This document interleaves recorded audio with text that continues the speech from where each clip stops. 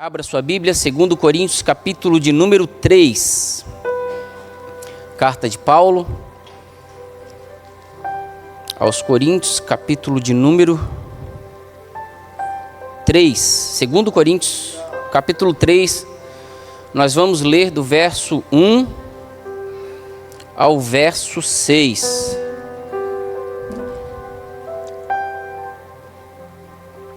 Glória a Deus. Quem achou 2 Coríntios capítulo 3, diga amém. Diz assim a palavra do Senhor.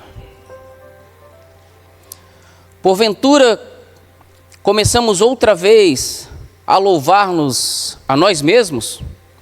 Ou necessitamos, como alguns, de carta de recomendação para vós ou de recomendação de vós? Versículo 2.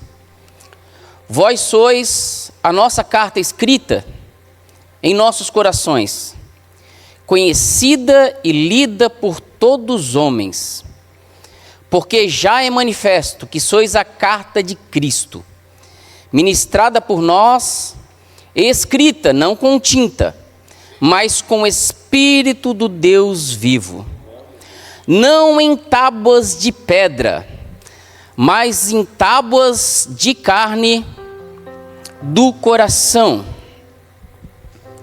E é por Cristo que temos tal confiança em Deus. Não que sejamos capazes, por nós mesmos, de pensar alguma coisa, como de nós mesmos, mas a nossa capacidade vem de Deus. Versículo 6 e último diz assim: o qual nos fez também capazes de ser ministros do Novo Testamento, não da letra, mas do Espírito, porque a letra mata e o Espírito vivifica. Amém. Pode se assentar, meus irmãos. Glória a Deus. Eu botei um tema sempre boto um tema nas pregações, para que eu mesmo não me perca, né? Porque senão a gente começa pregando sobre Zaqueu, né? Vai lá para a ilha de Patmos, termina em João, no Apocalipse, e deixa Zaqueu em cima da árvore, né? Aí quando chega em casa a gente vai ver o que eu fiz com Zaqueu. Deixei Zaqueu em cima da árvore. Eu não sei você, mas eu já deixei Daniel na cova dos leões. E não tirei, ficou lá. Aí quando eu cheguei em casa, o que eu fiz com esse camarada? Deixei ele lá. Então eu boto um tema para que eu mesmo não me perca, meus irmãos, né? O tema de hoje é cartas vivas. Cartas vivas. Até porque é um dia bem especial, que é o dia do lançamento do livro, né? A gente fica orando, esperando o tempo. Então a gente não vai falar ali tanto sobre Antigo e Novo Testamento, né? Nem tantas comparações, mas de certa forma a gente vai explanar algo para que a gente possa entender esse texto, porque é um texto que nós temos que tomar muito cuidado. Ele não é tão difícil de entender, mas a regra da hermenêutica é texto sem contexto, é pretexto para heresia. Então, se nós não pegarmos o contexto, é muito comum que a gente monte uma heresia, ou pior, montar uma doutrina em cima de uma heresia. E o que muito tem hoje são falsas doutrinas, ou doutrinas humanas, outras doutrinas demoníacas. E Paulo, quando ele escreve a carta aos Coríntios, ele vai tentar explicar para eles o que é o tempo da graça, e vai tentar explicar para esse povo, o que eles estão fazendo de errado. Claro, meus irmãos, eu entendo que é muito bom quando a gente tem uma palavra de conforto. Mas deixa eu falar uma coisa para você: melhor do que a palavra de conforto é a palavra de correção. Aquela palavra que nos afronta. Você sabe por que hoje está tão na moda a terapia? Né? Claro que a gente sabe que existe doenças, umas psicossomáticas, e tantas outras doenças, tantas outras patologias. Mas na verdade a terapia, ela está tão em alta porque a terapia é o momento que você consegue se ver. Quando você fala lá com seu terapeuta, seja ele de qual área for, você está se vendo, né? Uma boa terapia é quando você passa a se enxergar.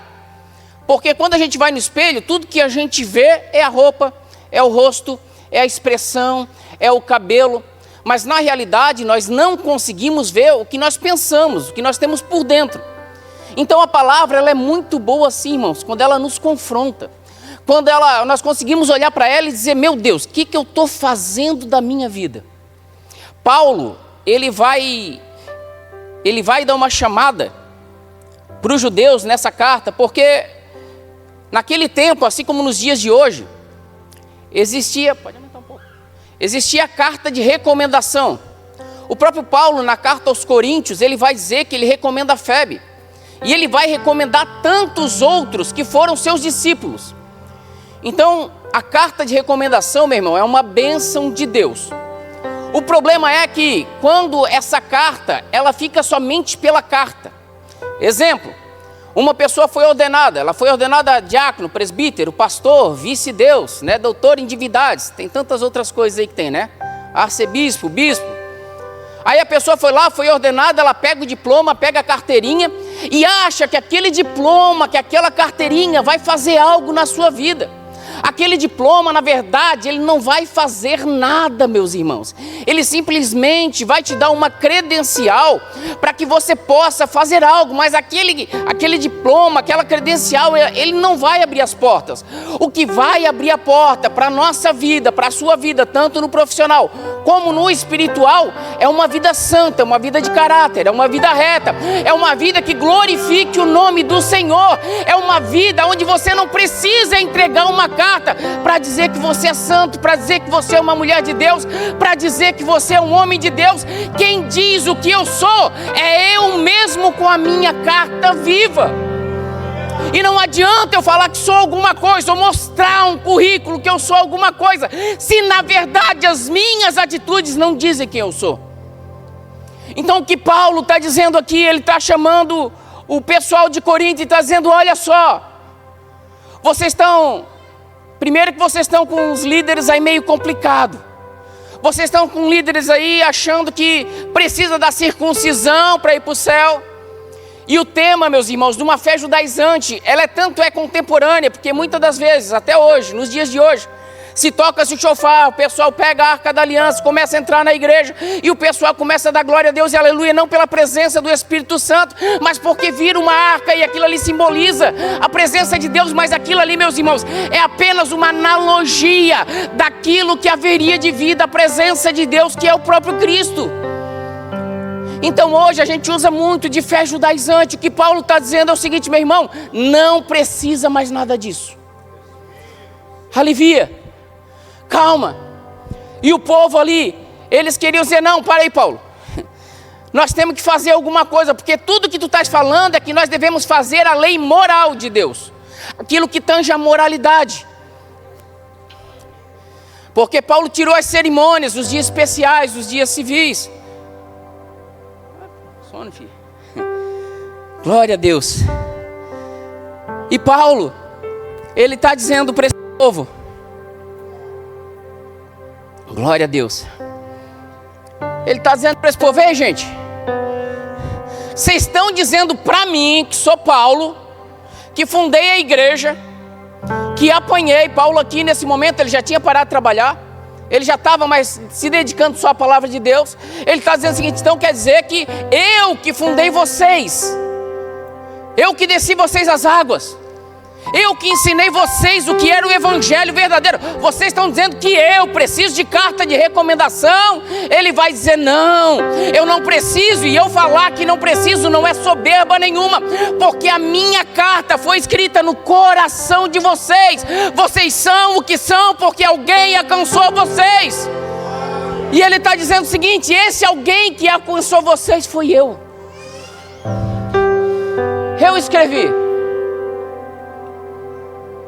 Eu escrevi no coração de vocês.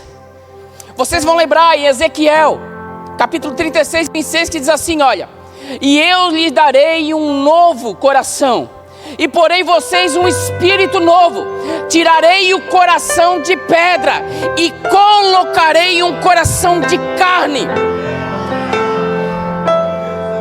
Escuta isso.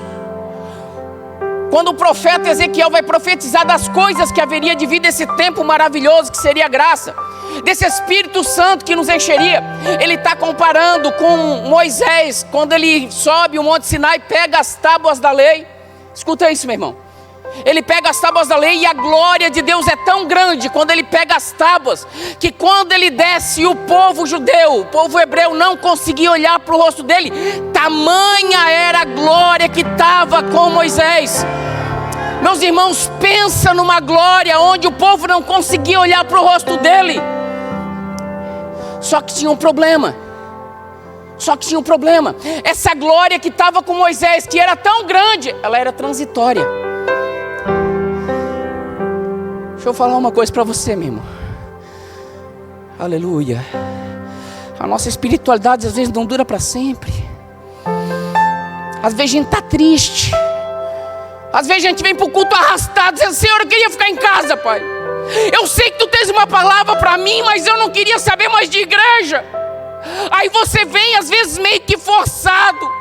Aí quando chega aqui, Deus coloca uma palavra no coração do pregador. Ele fala contigo. Você entende que é para você. Você sai daqui alegre, cheio do Espírito Santo, renovado. Mas entenda uma coisa: evangelho não é só alegria. Às vezes tem momento de tristeza. Ei, normal. Tá tudo normal. Aqui ninguém precisa se fazer de santo. Aqui ninguém precisa se fazer do que não é, não, irmão. A igreja não é para isso. A igreja continua sendo hospital para enfermo. Não é museu para santidade, para todo mundo estar completando aqui no hospital. Aí esse povo soberbo de si mesmo, o povo de Corinto soberbo de si mesmo, eles estavam ali querendo praticar as leis judaicas, querendo fazer tantas coisas. Aí Paulo vai dizer uma coisa para eles: meus filhos, vocês têm que aprender que a vida de vocês em santidade, o seu testemunho de vida, vale muito mais que qualquer outra coisa. Meu irmão, não é talento. Não é talento, não é cantar, não é pregar, não. É ter a vida que reflita a Cristo. Aleluia. Glória ao nome de Jesus. Aleluia. Aí ele vai dizer: olha, entenda uma coisa. Aleluia. Glória a Deus. Entenda uma coisa. Quem escreveu tua história, isso eu acho lindo, meu irmão. Quem escreveu tua história foi o Espírito Santo. Ele vai dizer o seguinte: olha, eu já vou falar agora que o tempo da graça ele é muito mais glorioso. Mas deixa eu falar uma coisa para vocês. A tua história não foi escrita com tinta e caneta, papel e pedra, dedo e pedra. A tua história foi escrita pelo Espírito Santo. É por isso que você está aqui. E se a tua história foi escrita pelo Espírito Santo, vocês deveriam entender das coisas espirituais. Entender das coisas espirituais, entenda isso. Aí Paulo vai dizer o seguinte: olha, gente, entenda uma coisa. Isso aqui é tremendo, meu irmão, se você entender isso aqui. Olha só, Paulo vai chamar o ministério da graça de ministério do Espírito, porque aqueles que estão espirituais, eles geram vida. Mas Paulo também, aqueles que estão no tempo da lei, chama de ministério de morte. Por quê? Porque aqueles que são espiritualmente mortos, eles geram mortes. Ele vai chamar também do tempo da graça de ministério da justificação, porque aquelas pessoas são justificados pela graça de Deus e pela morte de Jesus na cruz. E Paulo também vai chamar o tempo da lei de ministério da condenação, porque a lei veio para nos condenar. Quer dizer que a lei veio para nos condenar? Sim, meu irmão. Gálatas, pode botar no telão por gentileza. Gálatas capítulo 3, versículo de número 11. Diz assim: é evidente que pela lei ninguém será justificado. Pela lei ninguém é justificado. Aí Paulo vai dizer em Romanos capítulo 3, número 20, vai dizer: olha, porque pela lei vem o conhecimento do pecado. O que Paulo está dizendo é o seguinte: olha, tem os 613 preceitos, são 10 mandamentos. Ele está dizendo: olha, eu não conseguiria entender a lei se não falasse: olha, você não pode sair com a mulher do próximo, você não pode matar, porque a lei diz: não matarás. Então a lei, ela vai te acusar do pecado. É isso que Paulo está falando. É isso que Paulo está exaltando, dizendo: meus irmãos, nós precisamos ser espirituais. Nós precisamos ser uma carta viva diante de Deus.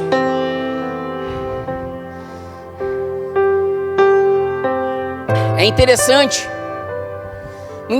que Paulo, ele vai, de certa forma, como se fosse bater, como se fosse comparar um dos maiores dos profetas, os maiores profetas, que dentro do judaísmo, os maiores sempre são Moisés e Elias. Aí ele vai dizer o seguinte: olha, Moisés, muitas das vezes a gente pensa o seguinte: olha, Moisés subiu para receber as tábuas da lei, o decálogo, e quando ele desce, ele está cheio da glória de Deus. Geralmente é isso que a gente escuta. Mas Paulo aqui, ele vai dizer um negócio que muitas das vezes nós não notamos quando a gente lê. Ele vai dizer o seguinte: olha, Moisés, entendam isso, a glória da antiga aliança, ela é muito grande, porque Moisés veio com o rosto glorioso. Mas entendam uma coisa, Moisés, quando a glória vai desvanecendo, esse desvanecendo é sumindo. A glória de Deus, quando ela vai sumindo, sabe o que Moisés faz? Ele continua com o véu sobre o rosto. Você sabe por quê? Porque ele tinha vergonha de a glória de Deus não estar com ele, de o povo olhar para ele e dizer: olha, eu acho que por trás desse pano talvez não tenha glória. Aí ele vai dizer o seguinte, no decorrer do texto, ele vai dizer: é por isso que os judeus usam véu até hoje. E o coração está coberto porque não tem espiritualidade. Povo religioso, ele vai dizer: olha, gente, porque imagina uma coisa, meu irmão, você desce com a glória de Deus, você bota ali um véu na mente, no rosto, quando todo mundo vai olhar para você, você está glorioso, você está cheio da presença de Deus, você acaba sendo endeusado. O que aconteceu com Moisés? Quando por debaixo daquele pano a glória se foi, ele disse: vou continuar com o véu. Aquela glória era transitória, ela representava a lei. Aí Paulo vai dizer: olha, a glória que Moisés teve era transitória, e ainda ele não quis mostrar para o povo o que estava acontecendo por debaixo do véu. Mas deixa eu falar uma coisa para vocês: eu consigo me achegar perante Deus com o espírito e o coração puro, porque o Espírito Santo de Deus tocou a minha vida, e agora eu sou novo, eu sou reto, eu sou justo, porque eu sou justificado pelo Senhor. Aleluia.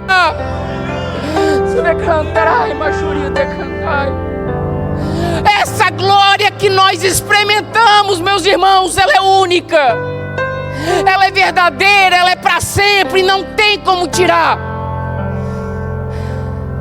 Não tem como tirar. Glória a Deus, aleluia. Meu Deus, meu irmão, eu não sei você, mas quando eu li que Paulo diz que a história dele foi escrita pelo Espírito Santo, eu fiquei pensando numa coisa. Eu fiquei pensando no povo que estaria aqui hoje, e fiquei pensando também na minha história. E dentro da minha história, do eu comigo mesmo, eu comecei a olhar lá atrás, quando a minha felicidade é quando eu ia na casa da minha avó e ela fazia bolinho de chuva. Era uma glória, aquele bolinho de chuva, meu irmão, com bastante canela e açúcar, que não era crente, senão falava língua estranha, né? Era bênção demais. Quando eu ia na casa da minha tia, ela tirava aquele pãozinho de casa, assim, do forno quentinho. Eu pegava aquela margarina, assim, bem balaenta, irmão, mais que tinha salgada, assim, né? e tocava-lhe a margarina rápido para o pão não esfriar e a margarina derreter enquanto eu passava. Aquilo era uma glória. Aquilo era uma benção, meu irmão. E a nossa história vai sendo escrita. A nossa história vai sendo escrita. Mas a questão não é o que a gente escreveu da nossa história até aqui. Porque se perguntar para cada um aqui, cada um tem uma história. Se eu perguntar para o maestro, ele vai dizer as primeiras notas que ele aprendeu, ele vai ensinar a partitura. Se eu perguntar para o pastor, ele vai falar como ele aprendeu a tocar, como é que era o pai, como é que era a igreja, como é que era mais antigamente. Cada um tem uma história até aqui. Até aqui, dia 1º de setembro. Até aqui, meus irmãos, a história está pronta. Acabou. Acabou, não tem que voltar atrás. Você não vai conseguir. Pode tentar voltar atrás o que for. Acabou. Entenda uma coisa, meu irmão. Acabou. A história até hoje, ela está aqui. Ela está aqui nesse culto. A história que Deus escreveu na nossa vida até hoje, pelo Espírito Santo, ela está exatamente nesse momento, nessa cadeira onde você está sentado. Mas a questão não é a história que chegou até aqui. O que eu fiquei pensando é na história que vai acontecer depois. Esse é o grande problema. Não é a história que me trouxe até aqui. Não é o testemunho que me trouxe até aqui, ou pregando, ou cantando, ou fazendo sei lá o que for. Não é isso, meu irmão. O problema é que na história da nossa vida, ela não tem um ponto final. Não é um livro fechado que você leu, acabou. Simplesmente nós estamos aqui no culto da sede da De Floripa. A história vai continuar no dia de amanhã, quando você sair daqui. E a grande questão da nossa vida é: o que eu vou escrever?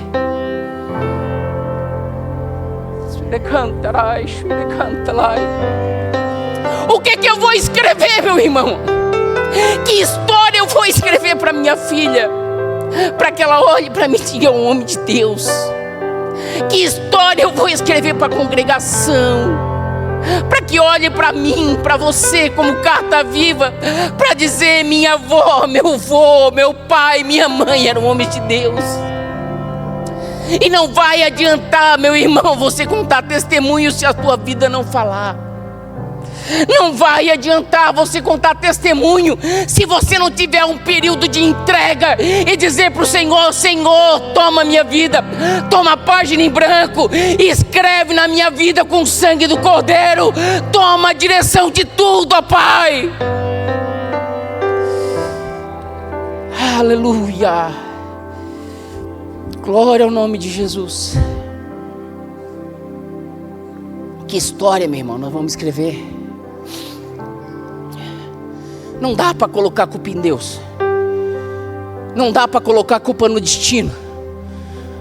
Não dá para dizer que a minha família é assim porque tal, meu ministério é assim porque tal. Não. Tudo que nós estamos colhendo hoje é resultado do nosso plantio. Entenda isso, meu irmão. Para de terceirizar a culpa. É muito fácil a gente botar a culpa no governo. Ainda que tem hora, né, que só o sangue de Jesus, né? Mas é fácil a gente colocar a culpa no governo, colocar a culpa em tantas coisas. E Deus deu uma vida para nós, Deus deu uma história para nós escrever. Ele nos ajudou a chegar até aqui. Mas a questão é: daqui para frente, o que a gente vai fazer? Será que nós vamos ser purificados da nossa fé, da nossa religiosidade? Ou será que nós vamos ser como Moisés, que a glória se foi e ele está ali dizendo: não, está tudo certo. Está tudo certo. A mentira, meu irmão, ela nunca vai ser bênção na vida de ninguém. Entenda isso. Mentirinha do bem, mentirinha do diabo. Mentirinha do diabo. A glória está contigo. Não está, era para ele tirar o véu e dizer: não está, ela se foi. Ela era transitória, porque se Moisés faz isso, quando chega o Messias, eles vão entender: esse aí é aquele. É aquele que veio tirar o coração de pedra e colocar um coração de carne. Essa glória é a glória verdadeira, porque aquela glória era a glória transitória. Agora o que acontece? Quando houve a mentira dentro de uma religiosidade, para você dizer que é santo, quando chega o que é verdadeiro, ninguém conhece. Quando chega o que é santo, o que é justo, o que é reto, o que é perfeito, se o povo não é instruído, não conhece. Aí uma nação inteira foi enganada por causa de uma mentirinha. E Paulo vai dizer, olha, nós não somos como Moisés, a nossa glória é eterna. E quem testifica de mim é o Espírito Santo. Aleluia. Glória a Deus. Glória a Deus. Explicar um pouquinho que é lei e graça. Todos lembram da história de Davi? Quando Davi ele termina de trair sua esposa, ele trai não só a esposa, Davi, ele trai todo Israel. Deixa eu falar uma coisa para você, meu irmão. Quando nós pecamos, quando nós escandalizamos, primeiro de tudo, eu pequei contra a minha família. Não, você não pecou contra a sua família. Eu pequei contra o meu pastor. Não, você não pecou contra o seu pastor. Eu escandalizei a igreja. Não, você não escandalizou a igreja. Quando você não tem testemunho de vida, quando nós não temos testemunho de vida, nós escandalizamos ao próprio Deus. E se nós tivermos a espiritualidade para saber que o que a gente faz não reflete só na nossa família, na nossa casa, mas reflete na nossa espiritualidade e na nossa comunhão com Deus, o escândalo não haveria. Porque daí, meu irmão, quando nós temos essa sensibilidade de saber que nós estamos pecando contra Deus, não existe nada encoberto. O salmista vai dizer, olha, ainda que eu me encontre no Seol, ou seja, na habitação dos mortos, esteja lá quietinho, sem respirar, Senhor, ali tu me encontra. Ali tu estás comigo. E a gente pensa que muitas das vezes o nosso pecado fica encoberto, está tudo certo. Meu irmão, se você sabe, é a pior pessoa que tem. Sabe por quê? Porque você já conhece Jesus. E o Espírito Santo está dentro de você, te condena. Me condena, não precisa ninguém me condenar. Eu me condeno. O que aconteceu com Davi, quando ele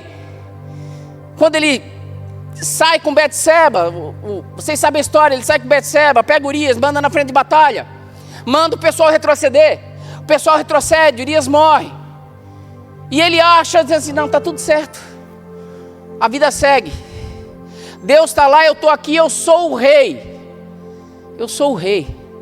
está tudo certo, eu mando prender e mando soltar. Aí chega o profeta Natan e ele vem com aquela história que eu acho tremenda. Ele diz, olha Davi, tem uma causa para te resolver. Davi, tinha um certo homem, tinha dois vizinhos ali, um pobre e um rico. Um tinha muito dinheiro e o outro não tinha nada. O outro não tinha nada para oferecer. E acontece que o homem rico, ele recebeu uma visita. E em vez dele pegar dos tantos carneiros que ele tinha, tantos animais que ele tinha, ele foi lá e pegou a cordeirinha do vizinho pobre, a única cordeirinha. A única cordeirinha do seu vizinho ele pegou para si e matou e deu para os seus convidados. Davi diz a sentença. Davi ele é tremendo. Davi aqui ele representa a lei. Ele diz, olha, certamente esse homem morrerá. Vai morrer? Como que ele fez um negócio desse? Aí o profeta Natan olha para ele e diz, Davi, esse homem é você. É você, Davi, esse homem. Então o que Davi fez foi dar a sentença para si mesmo, baseado na letra. Mas glória a Deus, porque existe a graça. Natan aqui, ele vai representar o tempo da graça. Ele olha para Davi e diz, Davi, tu pecasse, mas tu não vai morrer, porque Deus vai te perdoar. Aleluia. Está todo mundo te condenando, meu irmão, fica tranquilo, Jesus te perdoa. Ele morreu na cruz por você. Ele morreu na cruz por nós. Aleluia. Não tem mais condenação. Acabou.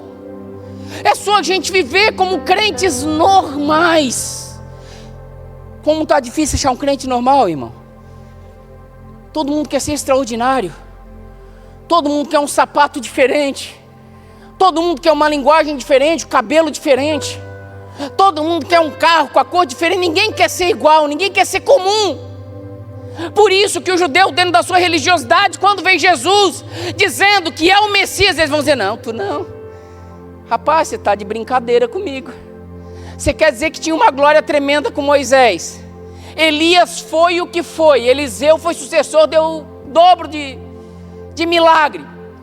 E você vai dizer que você é o rei? Cadê o teu cavalo branco? Onde estão as tuas credenciais, Jesus? Tem a credencial? Onde é que está a família real? Você era para ser rei. Aí você vai dizer, mas o povo não entendeu, porque eles estavam debaixo da lei, porque eles estavam com o coração endurecido.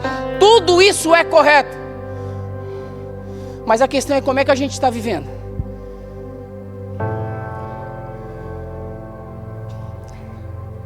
Responda para si mesmo, irmão. Como é que a gente está vivendo? Deus não quer nada de você além de fidelidade. Até a santidade que nós buscamos vem dele. Vem dele. Glória a Deus. Aleluia. Aí, meus irmãos, Paulo vai continuar. Num dos versículos mais interpretado de forma errônea, que é o versículo de número 6. Glória a Deus. Ajuda aí, põe na tela, meu irmão. Que é o versículo de número 6. Glória a Deus. 2 Coríntios 3,6 vai dizer assim: o qual nos fez também capazes de ser ministros de um novo testamento, não da letra, mas do Espírito. Aí vai continuar dizendo: porque a letra mata e o Espírito vivifica. Alguns anos atrás, eu não estava aqui ainda, estava em outra cidade. E na época eu dava aula de Antigo Testamento, de Veterotestamentário, de Pentateuco. Nós estávamos na lição do Pentateuco, eu dava aula de Pentateuco. E teve um irmão que eu fui fazer uma visita para um outro membro. E eu congregava na sede, e ele olhou para mim e disse o seguinte: quer dizer agora, pastor, que quem não tem teologia não pode mais ser diácono? Porque foi falado no campo que quem não tem teologia não pode ser ordenado. Eu disse: é verdade, irmão. Ele disse: é, pastor, mas a letra mata. Eu disse: como é que é? Se a letra mata. Daí ele deu aquela lição de moral ainda, né? Eu quero ver joelho calejado. Aí eu respirei fundo e não falei nada. Tem muita gente pensando que ainda é assim. A letra mata, como se a palavra de Deus ela fosse matar. Não, o que Paulo está falando aqui é o que ele falou em toda a carta aos Romanos. É o que ele falou a toda a igreja da Galácia. Ele está dizendo: gente, por que a letra mata? Porque ela me acusa. Você sabe o que é a lei? A lei é um marido bom. Vamos conjecturar aqui. Quem aqui quer ter um marido bom, diga amém.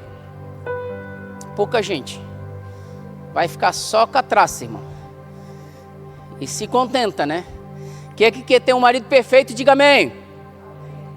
Já melhorou um pouquinho mais. Deus vai te dar um marido perfeito.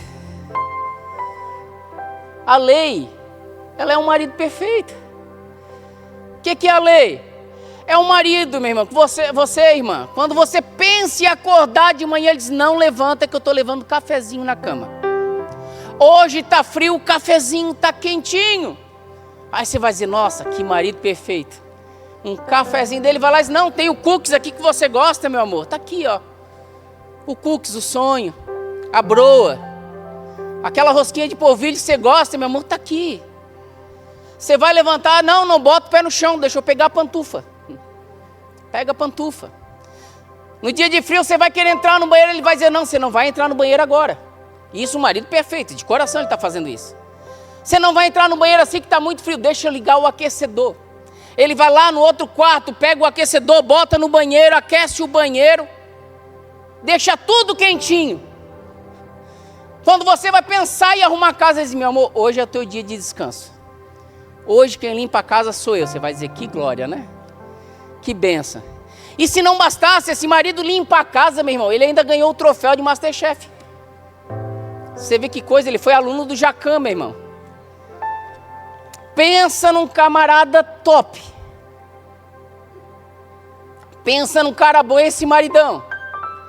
Quando chega à noite, a casa está perfeita, a louça está lavada, a comida está pronta, está tudo certinho, você vai dormir, ele é carinhoso, ele diz que te ama, e assim segue todos os dias da tua vida. Você vai dizer, que marido excelente, que coisa perfeita. Qual o nome desse marido? Lei. Como você retribui por um marido desse, minha irmã? De jeito nenhum, porque ele é perfeito. Então a lei não tinha como ninguém conquistar a lei por completo, porque a lei era esse marido perfeito.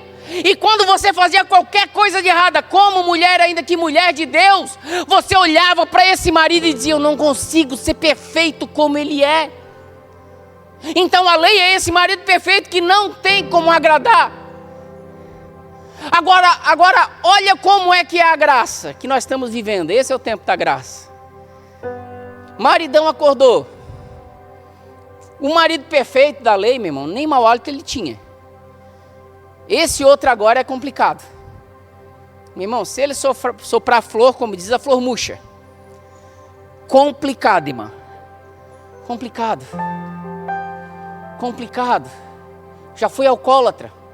Meu irmão, não pode passar na beira do bar.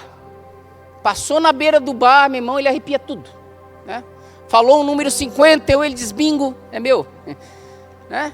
Meu irmão, esse marido segundo, ele é complicado, que ele erra toda hora. Você entende que esse segundo marido somos nós. E a graça do Senhor nos alcança de uma tal maneira que diz assim, olha, eu não olho para os teus defeitos, basta apenas que tu olhe para o meu filho que morreu na cruz e eu perdoo todos os teus pecados e eu ainda te dou a vida eterna. Aleluia. Glória ao nome de Jesus. Entrega a tua vida ao Senhor, meu irmão.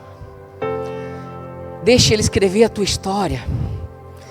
Deixa. Pastor, mas eu estou sofrendo, meu irmão. Pode sofrer à vontade na presença de Deus. Pode sofrer à vontade. Pode dar dor à vontade que você consegue suportar.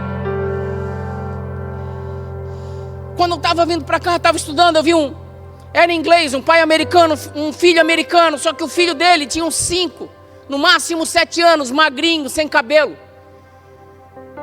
E o pai dele olhou para ele, uma família crente. O pai dele olhou para ele e disse, meu filho, diz uma coisa para mim, o vídeo está bem nítido. Um vídeo real, um menino magrinho, sem cabelo. Ele disse, meu filho, diz uma coisa para mim, você não é triste com Jesus, você não é triste com Deus porque Ele te deu um câncer. Aí o menino olha para o pai e diz, não pai, eu sou feliz. Porque Deus não deu um câncer para ti e para a mãe. Eu sou feliz porque Deus confiou em mim para ter um câncer. E não deu para você. Aí o pai olha para o filho e diz, meu filho, eu queria ter esse câncer para mim. Eu queria ter esse câncer para mim, para que você não sofresse. E o menino diz, pai, sabe por que eu sou feliz? Porque Deus me deu uma felicidade e eu não tenho o que fazer. O que é isso, meu irmão? É a graça e a satisfação de estar com Jesus. A satisfação do menino de 6, 7 anos era dizer, eu sou feliz porque Deus me deu um câncer e a minha família tem saúde. Entenda uma coisa, meu irmão, essa vida aqui vai passar. E se nós não entendemos que temos que deixar Deus escrever a nossa história, nós vamos ser como judeus, como tantas outras pessoas que escandalizaram, que buscaram o que não devia. Mas quando nós entregamos a nossa vida para Jesus por completo, a gente pode olhar para Ele e dizer, Senhor, faz da minha vida o que Tu quiser, ó Pai. A minha vida é nas Tuas mãos, é o que eu preciso, Senhor. Aleluia. Glória a Deus. Aí a gente olha para as histórias dos grandes homens de Deus e pensa, foi tudo muito fácil, nasceu com dom, não precisou passar por trabalho nenhum. Eu gosto da história de John Bunyan. John Bunyan, que escreveu O Peregrino, ele tem o livro mais vendido do mundo. Só o livro mais vendido do mundo. Você sabe como ele escreveu esse livro? Aí você vai imaginar, nossa, cheio do Espírito Santo. Ele orou, Deus abençoou ele, ele escreveu e pintou e desenhou e saiu o livro mais vendido do mundo. Não. John Bunyan, ele se converteu. E quando ele se converteu, ele saiu para pregar o evangelho. Ele dizia, não prega o evangelho que nós vamos te prender. Não prega o evangelho. Ele dizia, pode me prender quanto for, eu vou pregar o evangelho. A minha vida mudou e agora o que eu faço é viver para Jesus. Eles falaram, olha que nós vamos te prender. Ele disse, não tem problema. Aí prenderam John Bunyan. John Bunyan, Spurgeon se converteu lendo O Peregrino de John Bunyan. Prenderam John Bunyan. Quando prenderam John Bunyan, deixaram 14 anos na prisão. Aí com 14 anos de prisão, ele fez o livro mais vendido do mundo, chamado Peregrino. A vida cristã nem sempre é fácil. Nem sempre é um mar de rosa. Mas ela sempre vai valer a pena. Ela sempre vai valer a pena.